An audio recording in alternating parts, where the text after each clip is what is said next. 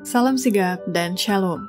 Renungan kita pada hari ini, Sabtu 16 Juli 2022, berjudul Berbahagialah yang membaca.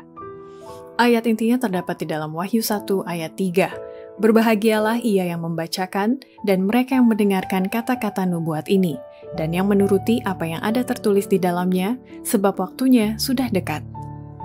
Pena Inspirasi menuliskan yang dimaksud dengan judul renungan kita pagi ini, Berbahagialah yang membaca, dikarenakan Dia akan memanggil, aku akan menjawab, supaya kita mengalami kasih Allah yang tiada bandingnya itu, dan kemudian dengan penuh keberanian datang menghampiri tahta kasih karunia Allah adalah sebagai berikut. Pertama, alasan berbahagialah yang membaca dikarenakan firman Allah itu adalah mata air kehidupan. Firman Allah adalah mata air kehidupan. Apabila engkau mencari mata air hidup ini melalui Roh Kudus, engkau akan dibawa ke dalam perhubungan yang erat dengan Kristus. Kebenaran-kebenaran biasa akan menyatakan diri kepada pikiranmu dalam suatu aspek yang baru. Ayat-ayat kitab suci akan muncul kepadamu dengan suatu makna yang baru sebagai cahaya terang. Engkau akan melihat hubungan kebenaran-kebenaran lain dengan pekerjaan penebusan, dan engkau akan mengetahui bahwa Kristus tengah memimpinmu, Guru Ilahi berada di sampingmu. Kedua, alasan berbahagialah yang membaca dikarenakan firman Allah itu membuka pengertian dan menguatkan jiwa kita. Kita menerima Kristus melalui firman-Nya, dan Roh Kudus diberikan untuk membuka firman Allah kepada pengertian kita, dan membawa kebenarannya kepada hati kita.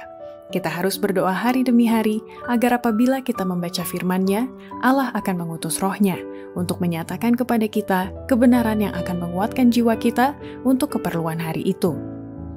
Ketiga, alasan berbahagialah yang membaca dikarenakan firman Allah itu berkuasa mengatasi persoalan rohani dan jasmani kita.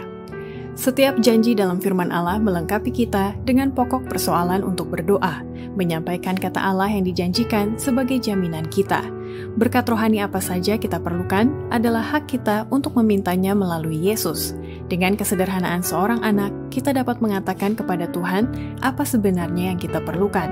Kita boleh nyatakan kepadanya masalah-masalah duniawi kita, meminta roti dan pakaian maupun roti kehidupan dan pakaian kebenaran Kristus.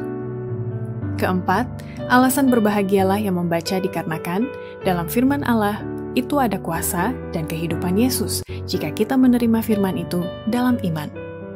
Pastikan hatimu untuk mengikuti apa yang engkau tahu tentang firman Allah. Kuasanya, kehidupannya sendiri tinggal di dalam firman-Nya. Bila engkau menerima firman itu di dalam iman, itu akan memberikan kepadamu kuasa untuk menurut. Apabila engkau perhatikan terang yang engkau miliki, terang yang lebih besar akan datang. Engkau sedang membangun di atas firman Allah, dan tabiatmu akan dibangun sesuai dengan rupa tabiat Kristus. Demikianlah renungan kita pada hari ini. Kiranya Tuhan memberkati kita semua.